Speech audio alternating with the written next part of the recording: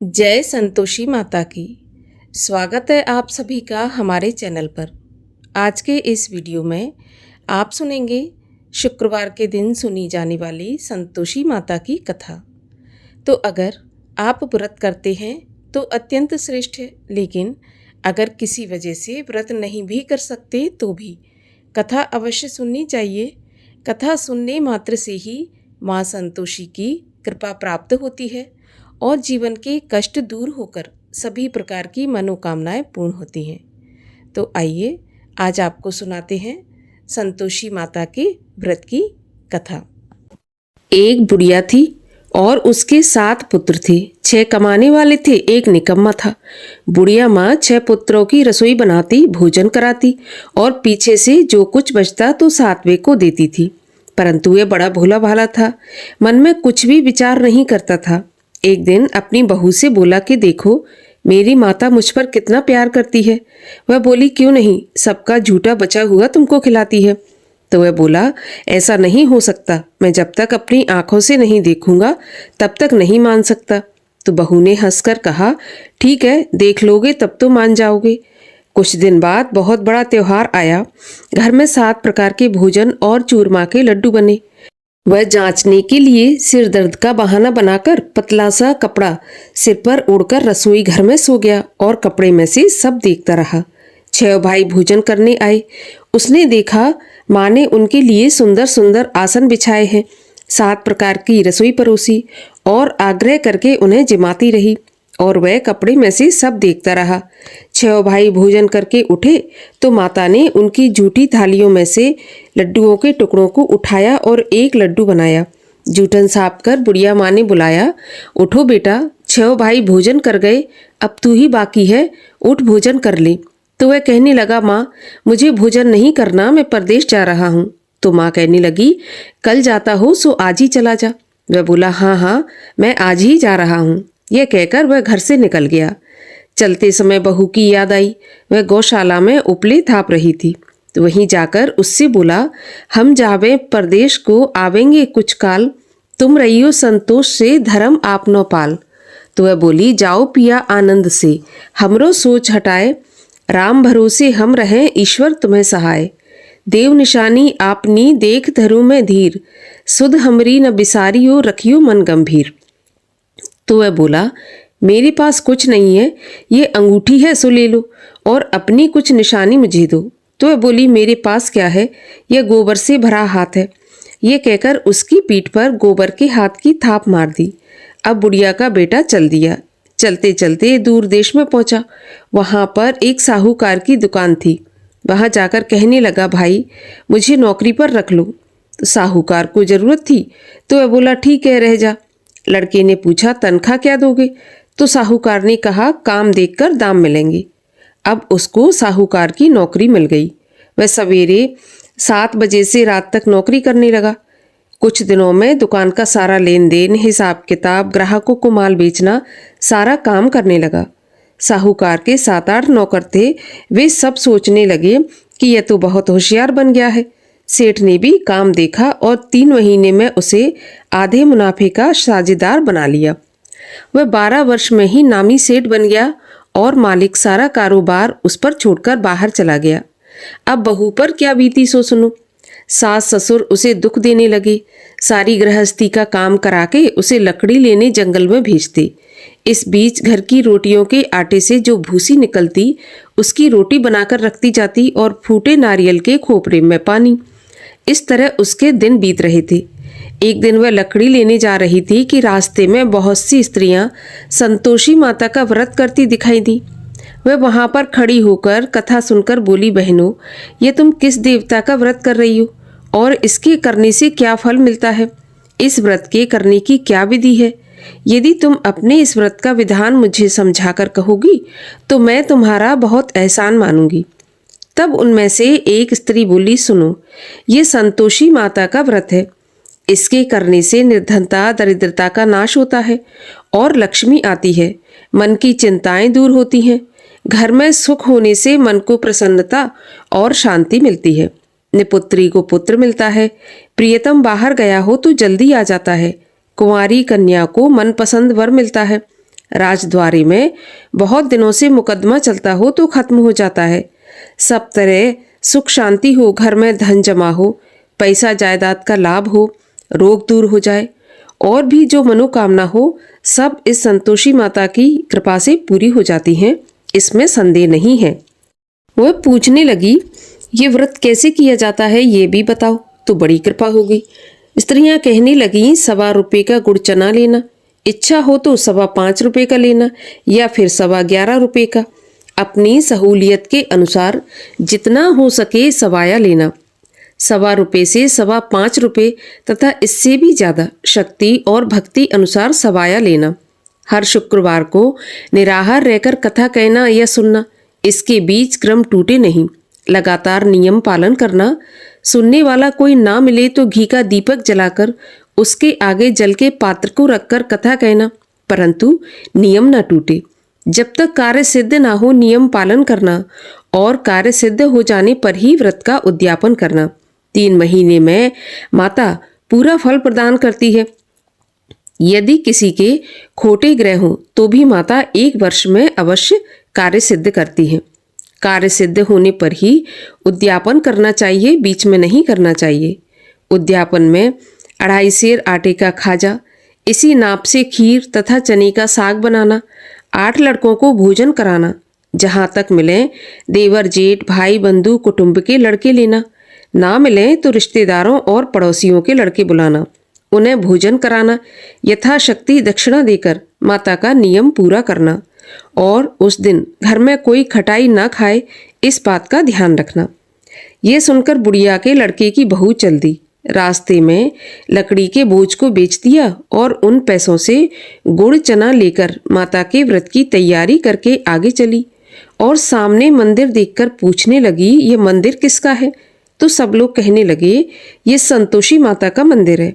यह सुनकर माता के मंदिर में जाकर माँ के चरणों में लौटने लगी, दीन होकर विनती करने लगी, माँ मैं निपट मूर्ख हूँ, व्रत के नियम कुछ नहीं जानती, मैं बहुत दुखी हूँ। हे माता जगत जननी, मेरा दुख दूर कर, मैं तेरी शरण में हूँ। माता को दया आई। एक शुक्रवार बीता कि दूसरे शुक्रवार को ही इसके पति का पत्र आया और तीसरे को उसका भेजा हुआ पैसा भी आ पहुंचा।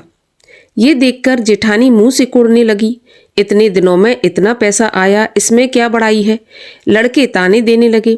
काकी के पास अब पत्र आने लगे, रुपया आने लगा। अब तो काकी की खातिर बढ़ेगी, अब तो काकी बुलाने से भी नहीं बोलेगी। इस प्रकार के वचन कहने लगे। बेचारी सरलता से बोली, भैया पत्र आवे रुपया आवे तो हम सबके लिए अच्छा है। ऐसा कहकर आंखों में आंसू भरकर संतोषी माता के मंदिर में आकर मातेश्वरी के चरणों में गिरकर रोने लगी। माँ मैंने तुमसे पैसा नहीं मांगा, मुझे पैसे से क्या काम है, मुझे तो अपने सुहाग से काम है। मैं तो अपने स्वामी के दर्शन और सेवा मांगती हूँ। तब माता ने प्रसन्न होकर कहा, जा बेटी तेरा स्वामी आएगा। ये सुनकर खुशी से बावली हो घर में जाकर काम करने लगी। अब संतोषी माँ सोचने लगी कि इस पुत्री से मैंने कह तो दिया तेरा पति आएगा, पर आएगा कहाँ से, वह तो इसे स्वप्न में भी याद नहीं करता, उसे याद दिलाने मुझे ही जाना पड़ेगा। इस तरह माता बुढ़िया के बेटे के पास जाकर स्वप्न में प्रकट होकर कहने लगी, साहूकार के बेटे सोता है या जागता है? वह बोला, माता मैं सोता भी नहीं हूँ जागता भी नहीं हूँ, बीच में हूँ, कहिए माँ क्या आज्ञा है? तो माँ कहने लगी, तेरा घर बार कुछ है या नहीं? वह बोला, मेरा सब कुछ है माता, माँ बाप भाई बहन बहू क्या कमी है? माँ बोली, भोले पुत्र तेरी स्त्री घोर कष्ट उठा रही है, माँ बाप उसे दुख दे रहे हैं, वह तेरे लिए तरस रही है, तू उसकी सुध ले। वह बोला, हाँ माता ये तो मुझे मालूम है, परंतु मैं जाऊं तो जाऊं कैसे? परदेश की बात है, लेन देन का कोई हिसाब किताब नहीं, जाने का कोई रास्ता नजर नहीं आता, कैसे चला जाऊं? माँ कहने लगी, मेरी बात मान, सवेरे नहा धोकर संतोषी माता का नाम ले, घी का दीपक जलाकर दंडवत करके दुकान पर जा बैठना। देखते देखते तेरा लेन देन सब चुक जाएगा, जमा माल बिक जाएगा, सांझ होते होते धन का ढेर लग जाएगा। वह सवेरे बहुत जल्दी उठकर स्नान करके संतोषी माता को दंडवत कर घी का दीपक जलाकर दुकान पर जा बैठा। थोड़ी देर में वह क्या देखता है कि देने वाले रुपया लाए, लेने वाले हिसाब लेने लगे। कोठे में भरे सामानों के खरीदार नगद दाम में सौदा करने लगे। शाम तक धन का ढेर लग गया। माता का चमत्कार देखकर उसका मन प्रसन्न हो गया और प्रसन्न मन से माता का नाम ले घर ले जाने के वास्ते गहना कपड़ा खरीदने लगा और वहां के काम से निपटकर घर को रवाना हुआ। वहां बहू बेचारी जंगल में लकड़ी लेने जाती है। लौटते वक्त माँ के मंदिर में विश्राम करती है। वह तो उसका रोज रुकने का स्थान था। दूर से धूल उड़ती देख वह माता से पूछती है, हे माता, ये धूल कैसी उड़ रही है? तो माँ कहती है, पुत्री, तेरा पति आ रहा है। अब तू ऐसा कर, लकड़ियों के 3 बोझ बना ले। एक नदी के किनारे रख, दूसरा मेरे मंदिर पर और तीसरा अपने सिर पर रख। तेरे पति को लकड़ी का गट्ठा देखकर मोह पैदा होगा। वह वहां रुकेगा, नाश्ता पानी बना खाकर माँ से मिलने जाएगा। तब तू लकड़ियों का बोझ उठाकर घर जाना और बीच चौक में गट्ठा डालकर 3 आवाजें जोर से लगाना। लो सासू जी, लकड़ियों का गट्ठा लो, भूसे की रोटी दो, नारियल के खोपरे में पानी दो। आज कौन मेहमान आया है? माँ की बात सुनकर बहू बहुत अच्छा माताजी कहकर प्रसन्न हो लकड़ियों के 3 गट्ठे ले आई। एक नदी के तट पर, एक माता के मंदिर पर रखा। इतने में ही एक मुसाफिर आ पहुंचा। सूखी लकड़ी देख उसकी इच्छा हुई कि अब यहीं पर विश्राम करें और भोजन बना खाकर गांव जाए। इस प्रकार भोजन बना विश्राम कर वह गांव को गया। सबसे प्रेम से मिला। उसी समय बहू सिर पर लकड़ी का गट्ठा लिए आती है। लकड़ी का भारी बोझ आंगन में डालकर जोर से 3 आवाज देती है, लो सासू जी, लकड़ी का गट्ठा लो, भूसे की रोटी दो, नारियल के खोपरे में पानी दो। आज कौन मेहमान आया है? ये सुनकर उसकी सास बाहर आकर अपने दिए हुए कष्टों को भुलाते हेतु कहती है, बहू, ऐसा क्यों कहती हो? तेरा पति ही तो आया है। आ बैठ, मीठा भात खा, भोजन कर, कपड़े गहने पहन। इतने में आवाज सुनकर उसका स्वामी बाहर आता है और अंगूठी देखकर व्याकुल होकर माँ से पूछता है, माँ, यह कौन है? तो माँ कहती है, बेटा, ये तेरी बहू है। आज 12 वर्ष हो गए जब से तू गया है। तब से सारे गांव में जानवर की तरह भटकती फिरती है। काम काज घर का कुछ करती नहीं, 4 समय आकर खा जाती है। अब तुझे देखकर भूसे की रोटी और नारियल के खोपरे में पानी मांगती है। वह लज्जित होकर बोला, ठीक है माँ, मैंने इसे भी देखा है और तुम्हें भी देखा है। अब मुझे दूसरे घर की चाबी दो तो मैं उसमें जाकर रहूँगा। माँ ने कहा, ठीक है बेटा, जैसी तेरी मर्जी। यह कहकर माँ ने चाबी का गुच्छा पटक दिया। तो उसने चाबी लेकर दूसरे कमरे में, जो कि तीसरी मंजिल के ऊपर था, उसे खोलकर उसमें अपना सारा सामान जमाया। एक दिन में ही वहां राजा के महल जैसा ठाट बाट बन गया। अब क्या था, दोनों पति पत्नी सुखपूर्वक रहने लगे। इतने में अगला शुक्रवार आया तो बहू ने अपने पति से कहा, मुझे माता का उद्यापन करना है। तो पति बोला, बहुत अच्छा, खुशी से करो। वह तुरंत ही उद्यापन की तैयारी करने लगी। जेठ के लड़कों को भोजन के लिए कहने गई। उन्होंने मंजूर किया, परंतु पीछे जेठानी अपने बच्चों को सिखाती है, देखो रे, भोजन के समय सब लोग खटाई मांगना, जिससे इसका उद्यापन पूरा न हो। लड़के खाना खाने आए, खीर पेट भरकर खाई, परंतु याद आते ही कहने लगे, हमें कुछ खटाई खाने को दो, खीर खाना हमें नहीं भाता, देखकर अरुचि होती है। तो बहू कहने लगी, खटाई किसी को नहीं दी जाएगी, ये तो संतोषी माता का प्रसाद है। लड़के तुरंत उठकर खड़े हुए और बोले, पैसा लाओ। बोली बहू कुछ जानती नहीं थी, सो उन्हें पैसे दे दिए। लड़के उसी समय जाकर के इमली लेकर खाने लगे। यह देखकर बहू पर माता ने कोप किया। राजा के दूत उसके पति को पकड़कर ले गए। जेठ जेठानी मनमाने खोटे वचन कहने लगे। लूट लूट कर धन इकट्ठा करके लाया था, सो राजा के दूत पकड़कर ले गए। अब सब मालूम पड़ जाएगा जब जेल की हवा खाएगा। बहू से ऐसे वचन सहन नहीं हुए। रोती रोती माता के मंदिर में गई और बोली, हे माता, तुमने ये क्या किया? हंसाकर क्यों रुलाया? माता बोली, पुत्री, तूने उद्यापन करके मेरा व्रत भंग किया है। इतनी जल्दी सारी बातें भुला दी। वह कहने लगी, माता, भूली कुछ नहीं हूँ, ना ही कुछ अपराध किया है। मुझे तो लड़कों ने भूल में डाल दिया। मैंने भूलवश उन्हें पैसे दे दिए। मुझे क्षमा कर दो माता। मैं फिर से तुम्हारा उद्यापन करूंगी और अब ऐसी भूल नहीं होगी। तो माँ बोली, ठीक है, अब भूल मत करना। वह बोली, अब भूल नहीं होगी माँ। बताओ मेरे पति कैसे वापस आएंगे? तो माँ बोली, जा पुत्री, तेरा पति तुझे रास्ते में ही आता मिलेगा। तो वह घर को चल दी। रास्ते में उसे पति आता मिला। तो उसने पूछा कि तुम कहाँ गए थे? तब वह कहने लगा, इतना धन कमाया है तो उसका टैक्स राजा ने मांगा था, वही भरने गया था। वह प्रसन्न होकर बोली, भला हुआ, अब घर चलो। कुछ दिन बाद फिर शुक्रवार आया तो वह बोली, मुझे माता का उद्यापन करना है। तो पति ने कहा, ठीक है, करो। वह फिर से जेठ के लड़कों को भोजन के लिए कहने गई तो जेठानी ने पहले तो एक दो बातें सुनाई और फिर अपने लड़कों को सिखा दिया कि तुम पहले ही खटाई मांगना। तो लड़के कहने लगे, हमें खीर खाना नहीं भाता, जी बिगड़ता है, कुछ खटाई खाने को दो। तो वह बोली, खटाई खाने को नहीं मिलेगी, खाना हो तो खाओ। ऐसा कहकर वह ब्राह्मणों के लड़कों को लाकर भोजन कराने लगी।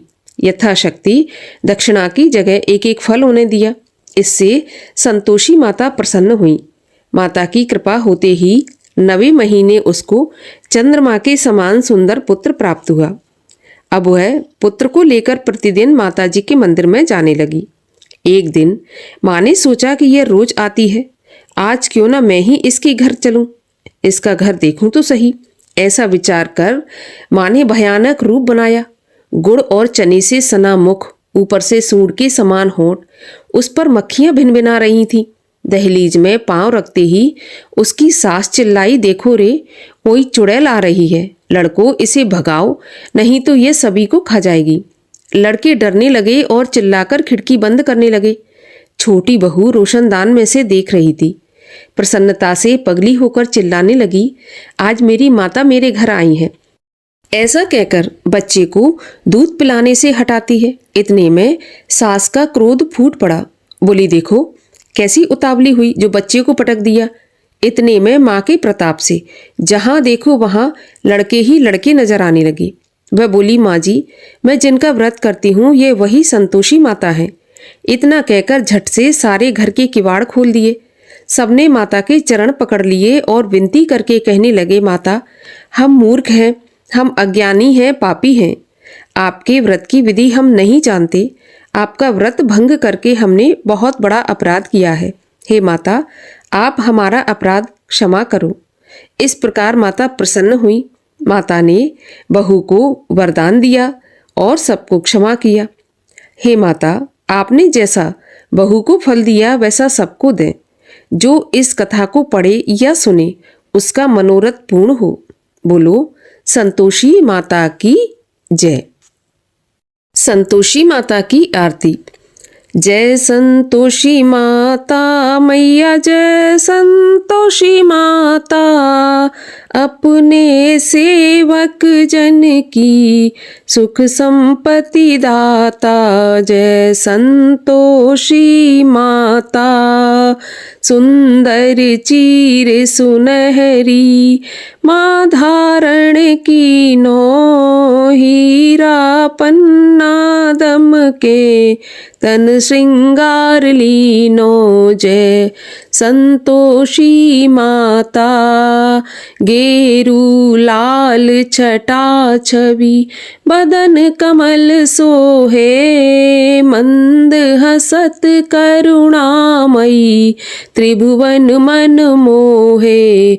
जय संतोषी माता, स्वर्ण सिंहासन बैठी, चवर ढुरे प्यारे, धूप दीप मधुमेवा, भोग धरे न्यारे। जय संतोषी माता, गुड़ और चना परम प्रिय, ताम संतोष कियो संतोषी कहलाई। भक्तन वैभव दियो जय संतोषी माता। शुक्रवार प्रिय मानत आज दिवस सोही, भक्त मंडली आई कथा सुनत मोही। जय संतोषी माता। मंदिर जगमग ज्योति मंगल ध्वनि छाई, विनय करे हम बालक चरणन सिर नाई। जय संतोषी माता।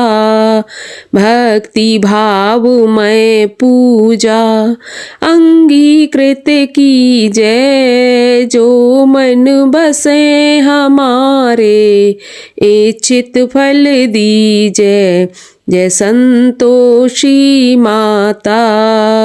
दुखी दरिद्री रोगी संकट मुक्त किए, बहुधन धान्य भरे घर सुख सौभाग्य दिए। जय संतोषी माता। ध्यान धरे जो नर तेरो, मन वांछित फल पायो। पूजा कथा श्रवण कर घर आनंद आयो। जय संतोषी माता। शरण गहे की लज्जा रखियो जगदम्बे, संकट तुम ही निवारो दयामयी अम्बे। जय संतोषी माता। संतोषी माँ की आरती जो कोई जन गावे, रिद्धि सिद्धि सुख संपत्ति जी भर के पावे। जय संतोषी माता। बोलिए संतोषी माता की जय।